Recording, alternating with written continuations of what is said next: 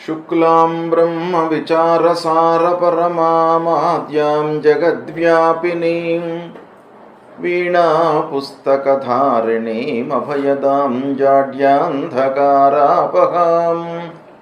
हस्ते स्फाटिकमालिकां विदधतीं पद्मासने संस्थितां वन्दे तां परमेश्वरीं भगवतीं बुद्धिप्रदां शारदां।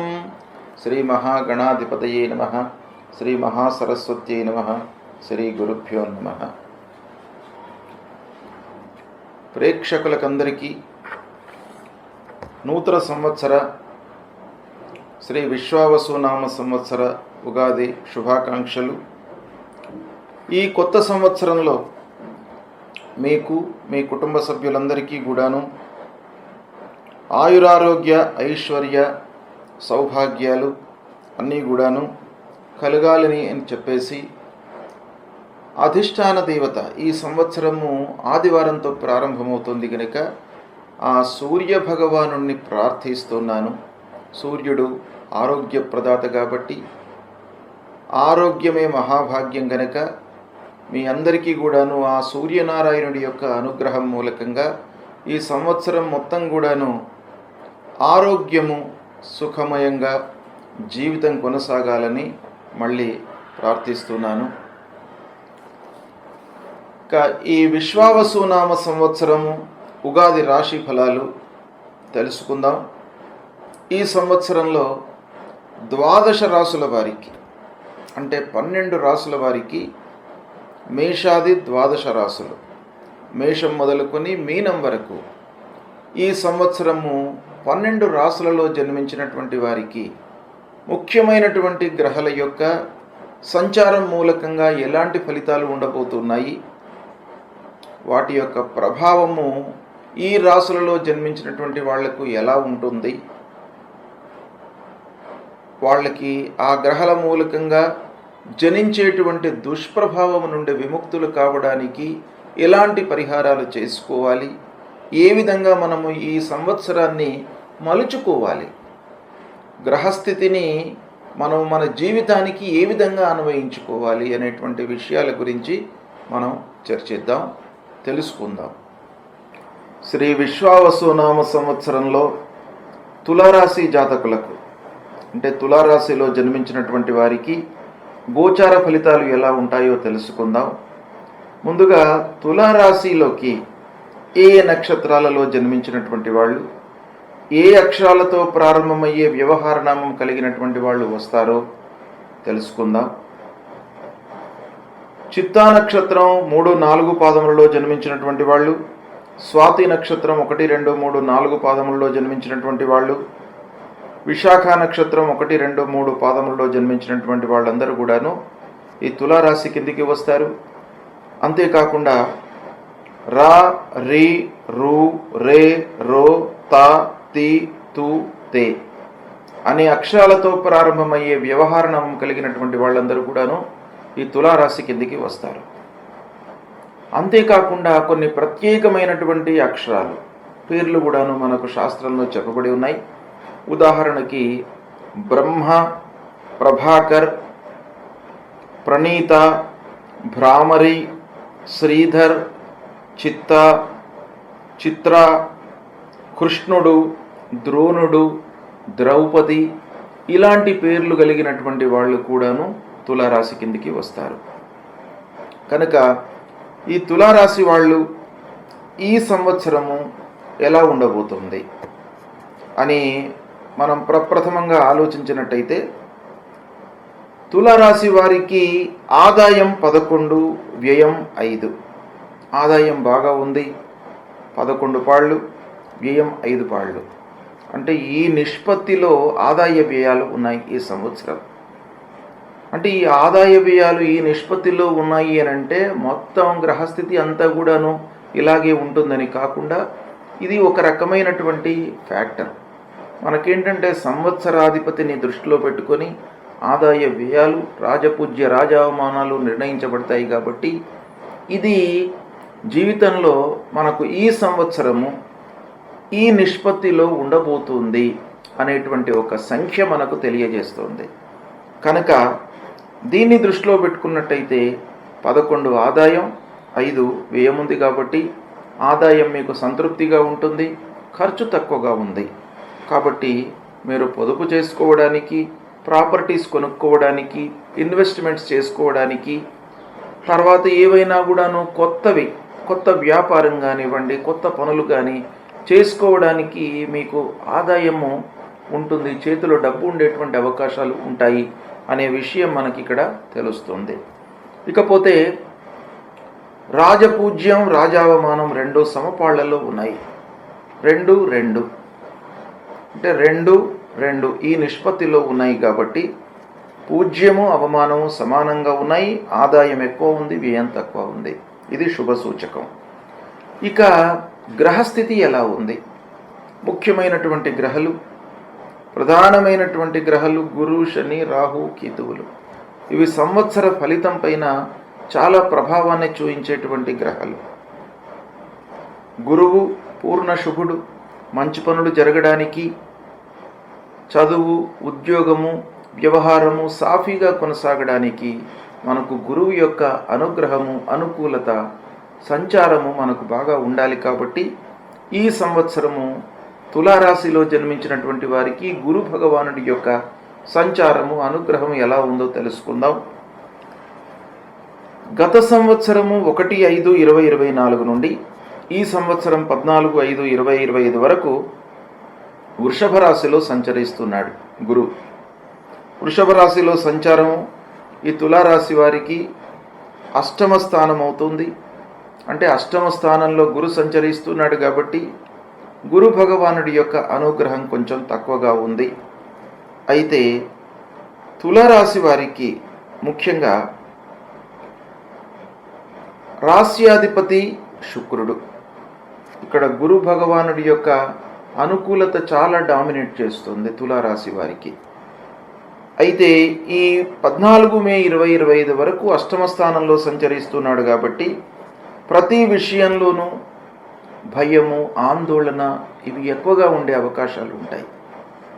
ఎందుకు అనంటే అష్టమ స్థానంలో సంచరిస్తున్న సమయంలో మనకు ఆకస్మికమైనటువంటివి తటస్థించే అవకాశాలు ఉంటాయి. ఊహించని సంఘటనలు, పాజిటివ్స్ కానీ నెగిటివ్స్ కానీ మనము ఊహించకుండా జరిగేటువంటి సంఘటనలకు మనిషి కొన్నిసార్లు భయభ్రాంతులకు గురి అయ్యేటువంటి అవకాశాలు ఉంటాయి. ఇది ఈ సందర్భంలో అష్టమ స్థానంలో సంచరిస్తున్న సమయంలో జరిగే అవకాశాలు బాగా ఉన్నాయి. ఇక ఇంటి వాతావరణం, భార్యా పిల్లలతో అనవసరమైనటువంటి చర్చలు జరిగే అవకాశాలు ఉంటాయి. కనుక ఇంటి వాతావరణము ప్రతి మానవునికి కూడాను చాలా అనుకూలంగా ఉండాలి. బయట ప్రపంచంలో మంచి పేరు కానీ, సద్భావనతో ఉండడం కానీ, వ్యవహారం సాఫీగా జరగడానికి కానీ ఇంటి వాతావరణం అనేటువంటిది ఒక రకంగా మనకు చేయూతనిచ్చేటువంటి అంశం. అది ఈ సమయంలో అష్టమ స్థానంలో ఉన్నప్పుడు అనవసరమైనటువంటి చర్చల మూలకంగా ఇంట్లో కొంత కలుషితం అయిపోతుంది. అనవసరమైనటువంటి గ్యాప్ ఏర్పడే అవకాశాలు ఉంటాయి భార్యా పిల్లల మధ్యన, కుటుంబ సభ్యుల మధ్యన. కనుక కొంత జాగ్రత్తగా మీరు చర్చించండి. అవసరం అనుకున్న విషయాలే పిల్లలకు చెప్పండి. అవసరం అనుకున్న విషయాలే పెద్దవాళ్లతో మీరు చర్చించండి. అనవసరమైనటువంటి విషయాలను మనం ముందుకు తీసుకువచ్చి చర్చించినట్టయితే ఆ రూపకంగా మనకు గ్యాప్ ఏర్పడుతుంది. కాబట్టి అలాంటివి పక్కన పెట్టేసేయండి. ఇక అష్టమ స్థానంలో ఉన్నప్పుడు పెట్టుబడుల విషయంలో మీరు జాగ్రత్త వహించాలి. ముఖ్యంగా వ్యాపారస్తులు, వ్యాపారం చేస్తున్నటువంటి వాళ్ళు చేతిలో డబ్బు ఉంటుంది, కానీ పెట్టుబడుల విషయంలో మీరు జాగ్రత్త వహించాలి. జాగ్రత్త వహించినట్టయితే, బ్లైండ్గా మీరు పెట్టుబడులు పెట్టినట్టయితే నష్టము వాటిల్లేటువంటి అవకాశం బాగా కనబడుతుంది. ఇక ముఖ్యంగా సహనము బాగా కావాలి ఈ అష్టమ స్థానంలో ఉన్నప్పుడు. అంటే మీరు ఓపికతో పనులు చేయాలి. ఓపికతో పనులు చేసినప్పుడే మీకు సత్ఫలితాలు ఉంటాయి. లాభదాయకంగా మీరు పనులను పూర్తి చేయగలుగుతారు.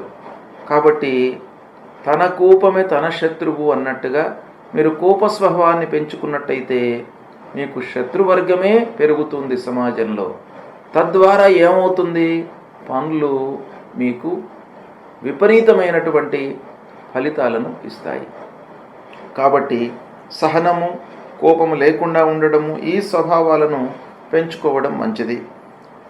ఇక మతి మరుపు ఎక్కువగా ఉండే అవకాశాలు ఉంటాయి. అష్టమ స్థానంలో ఉన్నప్పుడు వస్తువులను మర్చిపోవడము, ఒక చోట పెట్టినటువంటి వస్తువులను మళ్ళీ మనకు స్ఫురణకు రాకపోవడము, వస్తువులను కోల్పోవడము, విలువైనటువంటి వస్తువులను కోల్పోవడము, ఇలాంటివి జరిగే అవకాశాలు ఉన్నాయి. కాబట్టి కొంత జాగ్రత్తగా ఉండండి.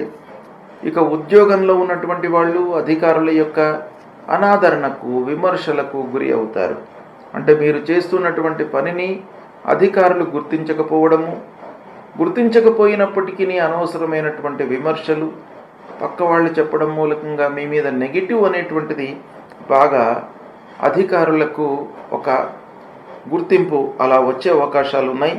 ఇక ప్రయత్నించి పనులు చేసినప్పటికీ మనకు కొన్ని కలిసి రాకపోవడం అనేటువంటిది ప్రధానంగా ఉంటుంది. ప్రయాణాలు వృధా చేయవలసి వస్తాయి, తద్వారా ఖర్చులు పెరుగుతాయి, ధన నష్టము, ప్రారంభించినటువంటి పనుల లోపల ఆలస్యము బాగా కనబడుతుంది. కాబట్టి ఈ అష్టమ స్థానంలో సంచరిస్తున్నప్పుడు గురు భగవానుడి యొక్క అనుకూలత తక్కువ ఉంది కనుక మీరు మీ ఎఫర్ట్స్ బాగా పెట్టాలి. మరి దీన్ని మనం రెక్టిఫై చేసుకోవాలి. గ్రహస్థితి అష్టమంలో ఉన్నప్పుడు మనము బాధపడుతూ కూర్చుంటే లాభం లేదు. నిర్వీర్యమై మనము పనులు ఏమీ చేయకుండా ఉన్నట్టయితే అప్పుడు కూడాను భగవంతుడి అనుగ్రహం ఉండదు. మనం ప్రయత్నాలు చేయాలి, మనం రెట్టింపు ప్రయత్నం చేయాలి. గ్రహస్థితి అనుకూలంగా ఉన్నప్పుడు మీరు మామూలుగా 50% మీరు ఎఫర్ట్స్ పెట్టినా కూడాను మీకు అనుకూలమైనటువంటి ఫలితాలు ఉంటాయి. ఇలాంటి సమయం లోపల మీరు డబుల్ ఎఫర్ట్స్ పెట్టాలి, మీ స్కిల్స్ అనేవి ప్రదర్శించాలి. కాబట్టి అది గుర్తుపెట్టుకోండి. ఇక 14 మే 2025 నుండి 18 మే 2025 వరకు మిథున రాశిలో సంచరిస్తున్నాడు. అంటే మిథున రాశిలోకి ప్రవేశిస్తున్నాడు 14వ తారీఖు రోజున. 14 మే 2025 నుంచి 18 అక్టోబర్ 2025 వరకు మిథున రాశిలో సంచరిస్తున్నాడు. కాబట్టి ఇది నవమ స్థానం అవుతుంది. అంటే భాగ్యస్థానంలో సంచరిస్తున్నాడు ఈ 2 మాసాలు. ఈ 2 మాసాలు మీకు బాగా అనుకూలిస్తాయి. ఈ 2 మాసాల లోపల మీకు ప్రతి పనిలోనూ మీరు ఆశించినటువంటి ఫలితాలు ఉంటాయి. మీ ఎక్స్పెక్టేషన్కి తగినట్టుగా రిజల్ట్స్ ఉంటాయి. అది చాలా మీకు ఆనందాన్ని ఇచ్చేటువంటి అంశం. అన్ని విషయాలలో, అన్ని రంగాలలో కూడాను అభివృద్ధి కనబడుతుంది. రావాల్సినటువంటి డబ్బు కూడాను మీకు చేతికి అందుతుంది. ఇక నిర్మాణాది కార్యక్రమాలు చేపడతారు. అంటే గృహ నిర్మాణమే కానివ్వండి, తర్వాత పాత ఇంటికి కావలసినటువంటి మరమ్మతులు చేపట్టడము, పిల్లల యొక్క చదువు, ఉద్యోగము, వీటికి సంబంధించినటువంటి విషయాల లోపల కూడాను మీకు బాగా కలిసి వస్తుంది. ఓవరాల్గా భాగ్యస్థానంలో ఉన్నప్పుడు అభీష్ట కార్యసిద్ధి, అంటే మీకు అనుకున్నది అనుకున్నట్టుగా అనుకున్న సమయంలో మీరు పనులను పూర్తి చేసే అవకాశాలు బాగా ఉంటాయి, బాగా కలిసి వస్తుంది. స్థిర చరాస్తులను కొనుగోలు చేసేటువంటి అవకాశం కూడాను బాగా ఉంది. చేసేటువంటి వృత్తి వ్యాపారాలలో మీకు బాగా అభివృద్ధి కనబడుతుంది. ఈ 2 మాసాలు మీకు చాలా అనుకూలిస్తుంది. ఇక 18 అక్టోబర్ తర్వాత 18 అక్టోబర్ 2025 నుండి 5 డిసెంబర్ 2025 వరకు కర్కాటక రాశిలోకి ఎంటర్ అవుతున్నాడు.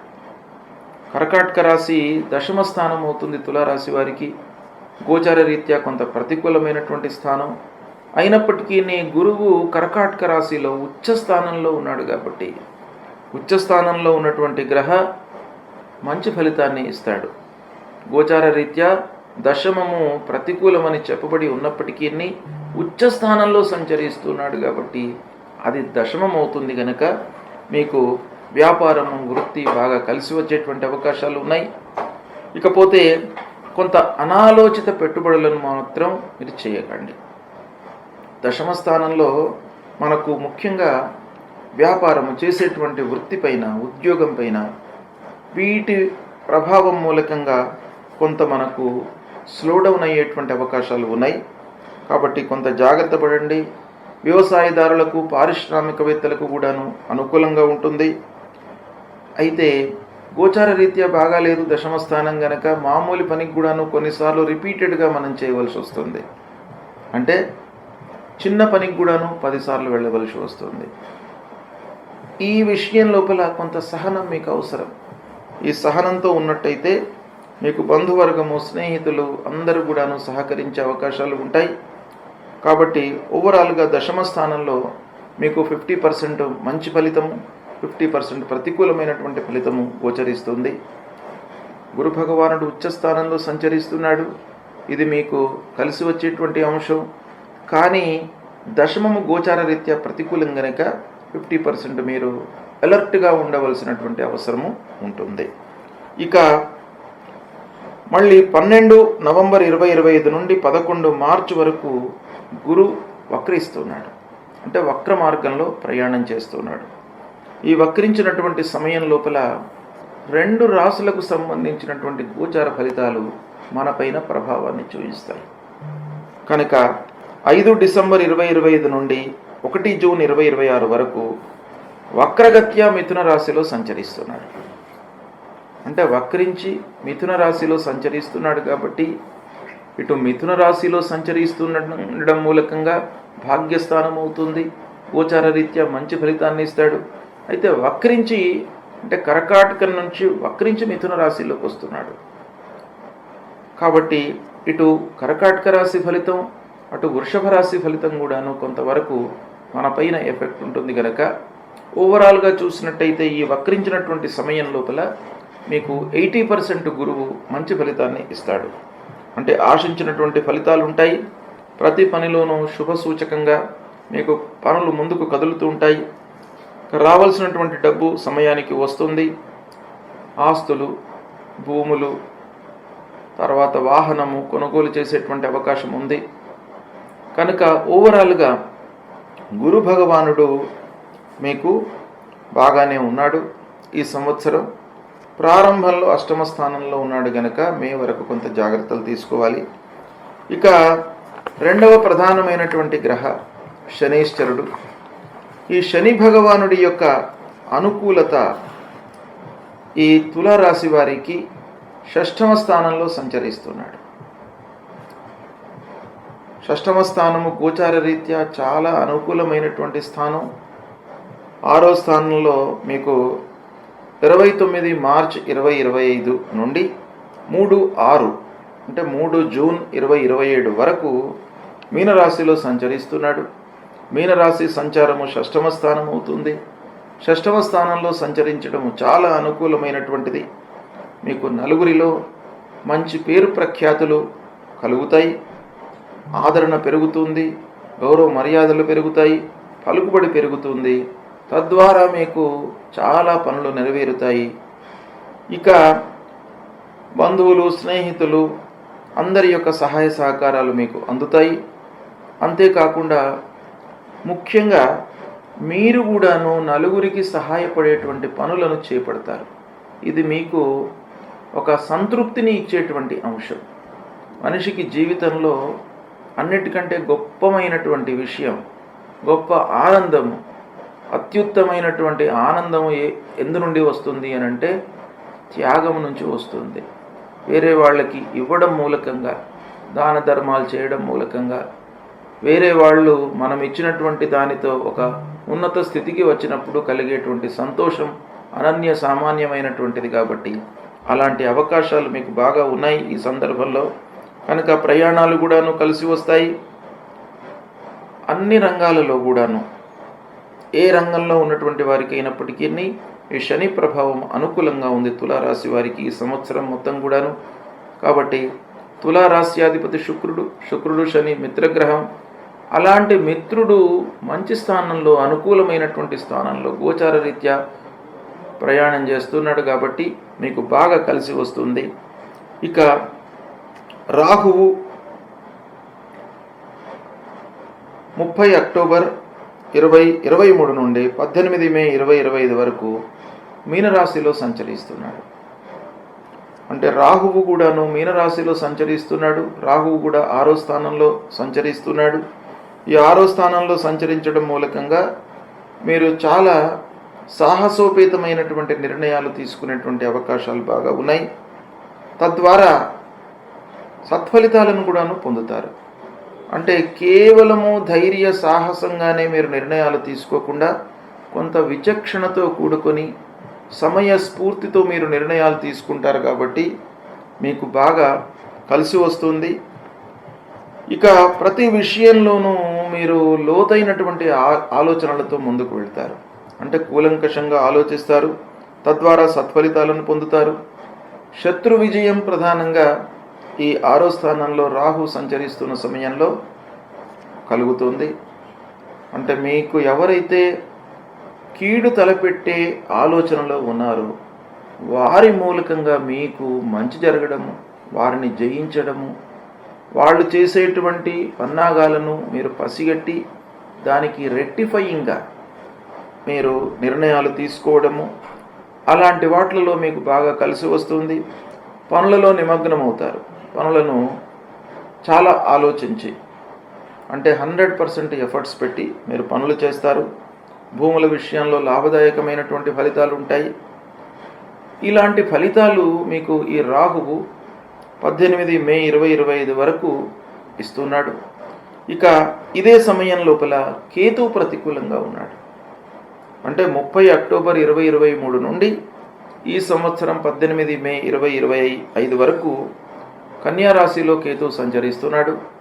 కన్యా రాశిలో కేతు సంచరించడం మూలకంగా కొంత మనకు వృధా ఖర్చులు, ఆటంకాలు గోచరిస్తున్నాయి.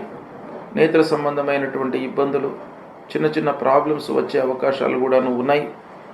ఇక ప్రయత్నం మటుకు మనం సాఫీగా చేయాలి. అంటే ప్రయత్నం చేయకుండా ఫలితాన్ని మనం ఎక్స్పెక్ట్ చేయకూడదు. 12వ స్థానంలో కేతు సంచరిస్తున్నటువంటి సమయంలో ఇక ఉద్యోగస్తుల విషయం ఆలోచించినట్టయితే ఈ కేతు ప్రభావం మూలకంగా కొంత స్థాన చలనము జరిగేటువంటి అవకాశాలు ఉన్నాయి. ఇలా రాహు మీకు 6వ స్థానంలో చాలా బాగా ఉన్నాడు. కేతువు 12వ స్థానంలో కొంత ప్రతికూలంగా ఉన్నాడు. అయితే రాహు కేతువుల విషయం మనం ఆలోచించినట్టయితే రాహువు యొక్క ఎఫెక్టు కేతువుతో పోల్చినట్టయితే ఎక్కువగా ఉంటుంది. అంటే ఇద్దరు కూడాను రాహు కేతువులు ఇద్దరు కూడాను మనకు షాడో ప్లానెట్స్. కాబట్టి వీళ్ళ యొక్క ప్రభావం ఒకే రకంగా ఉన్నప్పటికీ ఈ రెండిటిలో మనం కంపేర్ చేసినట్టయితే రాహు యొక్క ప్రభావం కొంత ఎక్కువగా ఉంటుంది. ప్రాక్టికల్గా మనం చూసినట్టయితే కేతువు 12ంలో ఉన్నాడు, కొంత ఖర్చు పెట్టిస్తాడు, స్థానచలనము ఇలాంటివి ఇస్తుంటాడు. కాబట్టి 18 మే వరకు మీకు రాహు కేతుల యొక్క ఫలితాలు ఇలా ఉన్నాయి. 18 మే తర్వాత 18 మే 2025 నుండి 5 డిసెంబర్ 2026 వరకు కుంభరాశిలో రాహు సంచరిస్తున్నాడు. తర్వాత సింహరాశిలో కేతు సంచరిస్తున్నాడు. సింహరాశిలో కేతువు 11వ స్థానం అవుతుంది. కుంభరాశిలో రాహు సంచరించడం 5వ స్థానం అవుతుంది. అంటే 5వ స్థానంలో రాహు ప్రతికూలంగా ఉన్నాడు, 11వ స్థానంలో రాహు అనుకూలంగా ఉన్నాడు. అయితే ఈ 5వ స్థానంలో సంచరిస్తున్నప్పుడు ఇంటిలో అనవసరమైనటువంటి వాగ్వివాదాలు తలెత్తేటువంటి అవకాశాలు ఉంటాయి. పిల్లల విషయంలో మీరు చాలా మంచి నిర్ణయాలు తీసుకోవాలి అనేటువంటి మనస్తత్వంతో ఉంటారు. అయితే ఆ విషయంలో కొన్ని ఇబ్బందులను ఎదుర్కొనేటువంటి అవకాశాలు కూడాను గోచరిస్తున్నాయి.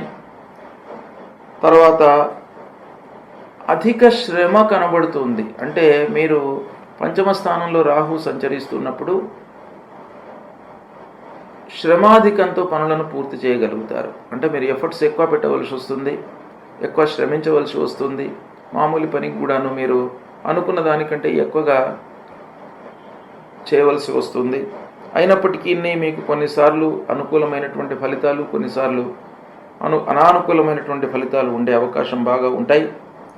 ఇక వర్క్ లోడ్ పెరుగుతుంది 5వ స్థానంలో ఉన్నప్పుడు అందరికీ కూడాను. ఈ వర్క్ లోడ్ పెరగడం మూలకంగా ఏమవుతుంది, మనం ముఖ్యమైనటువంటి పనులను వదులుకుంటాం. అంటే సమయ పాలన ఉండదు. వర్క్ లోడ్ పెరిగేటప్పటికీ వర్క్ మీదనే మనకు కాన్సన్ట్రేషన్ ఉంటుంది. కాబట్టి సమయానికి భుజించకపోవడము, సమయానికి నిద్రించకపోవడము ఇలాంటివి ఇండైరెక్ట్గా మన మీద ప్రభావాన్ని చూపించి అనారోగ్య సమస్యలు కొంత తలెత్తేటువంటి అవకాశాలు ఉన్నాయి. అయితే ఇదే సమయం లోపల అంటే 18 మే 2025 నుండి 5 డిసెంబర్ 2026 వరకు కేతువు యొక్క సంచారము 11వ స్థానంలో జరుగుతున్నది. ఇది బాగా ఉంది. అంటే ఇక్కడ కేతువు మూలకంగా మనకు వ్యవసాయదారులు ముఖ్యంగా ఈ సమయంలో వ్యవసాయదారులకు బాగా కలిసి వస్తుంది. అంటే ఈ సంవత్సరం 18 మే నుండి కేతువు యొక్క అనుకూలత మూలకంగా వ్యవసాయదారులకు పంటలు బాగా పండుతాయి. అనుకూలమైనటువంటి వాతావరణం ఉంటుంది. పశువులతో వాళ్ళు సంతృప్తిగా ఉంటారు. రాబడి కూడాను బాగా ఉంటుంది. చేతిలో డబ్బు ఉంటుంది. అనుకూలంగా మీరు నిర్ణయాలు తీసుకుంటారు, పెట్టుబడులు పెడతారు. కొత్త వస్త్రాలను, ఆభరణాలను కూడాను లాభస్థానం కనుక కొనే అవకాశాలు బాగా ఉన్నాయి. ఇక సంఘంలో మీకు మంచి పేరు ప్రఖ్యాతులు వస్తాయి. ఉద్యోగ ప్రయత్నంలో ఉన్నటువంటి వారికి ఉద్యోగం లభిస్తుంది. ఇక వ్యాపారస్తులకు కూడాను అన్ని విధాలుగా ఈ ఏకాదశ స్థానంలో కేతు బాగా అనుకూలమైనటువంటి ఫలితాలను ఇస్తాడు. అంటే ఈ విధంగా మనం చూసినట్టయితే రాహుకేతువుల యొక్క ప్రభావము ప్రథమార్థంలో, ద్వితీయార్థంలో. ప్రథమార్థం అంటే మనకు మే కంటే ముందు రాహు బాగా ఉన్నాడు, కేతు బాగా లేడు. దాని తర్వాత రాహు బాగా లేడు, కేతు బాగా ఉన్నాడు. కాబట్టి రాహుకేతువుల ప్రభావము ఓవరాల్గా మనం ఈ సంవత్సరం మొత్తం చూసినట్టయితే 50% బాగుంది, 50% బాగలేదు. శని సంపూర్ణంగా 100% బాగా ఉన్నాడు తులారాశి వారికి. గురువు కూడాను మధ్యన బాగున్నాడు, అక్టోబర్ టు డిసెంబర్. దాని తర్వాత మళ్ళీ వక్రించినటువంటి సమయం లోపల కూడాను అనుకూలంగా ఉన్నాడు. అంటే మే వరకు గురువు యొక్క అనుకూలత లేదు. ఓవరాల్గా మనం చూసినట్టయితే తులారాశి వారికి 75% ఈ సంవత్సరం బాగా ఉంది. ఇక ఏ గ్రహాలు బాగాలేవు అనేటువంటి విషయాన్ని మనం చూసినట్టయితే అష్టమ స్థానంలో గురువు సంచరిస్తున్నాడు ప్రథమంలో. దాని తర్వాత మళ్ళీ 5వ స్థానంలో రాహువు, ద్వాదశ స్థానంలో కేతువు. ఈ విధంగా గురు భగవానుడు అనుకూలంగా లేడు మే వరకు. కాబట్టి గురు ప్రీత్యర్థమై గురువుకు సంబంధించినటువంటి మూలమంత్రాన్ని జపించుకోండి. దేవానాంచ ఋషీణాంచ గురుం కాంచన సన్నిభం వందనీయం త్రిలోకానాం తం నమామి బృహస్పతిం అనేటువంటి మూలమంత్రాన్ని ప్రతినిత్యం కూడాను చదువుకోండి. అంతేకాకుండా గురువు అనుగ్రహం కొరకు ముఖ్యంగా తల్లిదండ్రులను సేవించండి. తల్లిదండ్రులు ప్రతి మనిషికి కూడాను ప్రథమ గురువులు. తల్లి ముఖ్యంగా ప్రథమ గురువు. కాబట్టి మీరు తల్లిని పూజించండి, తల్లిని ప్రేమించండి. తల్లిని మీరు పల్లెత్తి మాట అన్నా కూడాను మీకు అనర్థం జరుగుతుంది. కాబట్టి తల్లిదండ్రులకు మీరు సేవ చేయండి. తద్వారా మీకేమవుతుంది, ఆ గురు భగవానుడి యొక్క అనుగ్రహం లభిస్తుంది. తర్వాత పంచమ స్థానంలో రాహు సంచరిస్తున్నాడు. ఆ రాహు యొక్క మూలమంత్రాన్ని పఠించుకోండి. అర్ధకాయం మహావీర్యం చంద్రాదిత్య విమర్దనం సింహిక గర్భసంభూతం తం రాహుం ప్రణమామ్యహం అనేటువంటి మూలమంత్రాన్ని ప్రతినిత్యం కూడాను జపించండి. అమ్మవారిని కొలవండి, అమ్మవారి దేవాలయానికి వెళ్ళండి. ఈ విధంగా చేసినట్టయితే రాహు శాంతిస్తాడు, అనుగ్రహిస్తాడు మీకు. అదేవిధంగా ద్వాదశ స్థానంలో కేతు ఉన్నాడు. కాబట్టి కేతు ప్రీత్యర్థమై మీరు గణపతి దేవాలయానికి వెళ్ళండి. పలాశ పుష్ప సంకాశం తారక గ్రహమస్తకం రౌద్రం రుద్రాత్మకం ఘోరం తం కేతుం ప్రణమామ్యహం అనేటువంటి మూలమంత్రాన్ని చదువుకోండి.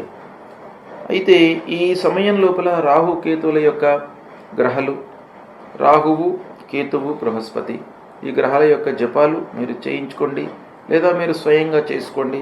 క్షీరతర్పణాలు, రుద్రాభిషేకము, లలితా సహస్రనామ పారాయణం నిత్యము చేయండి లేదా వినండి.